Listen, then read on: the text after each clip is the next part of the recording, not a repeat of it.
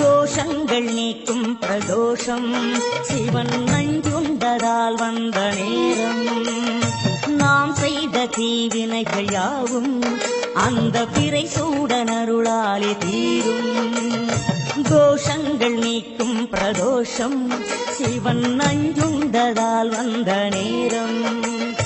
நாம் செய்த தீவினைகள் யாவும்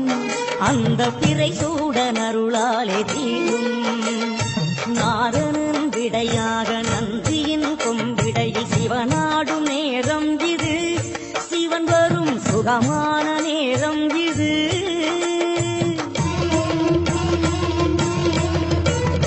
கருணாகரன் சுத்த சிவமானவன் கருணை பொழிகின்ற நேரம் இது வரம் தருகின்ற நேரம் இது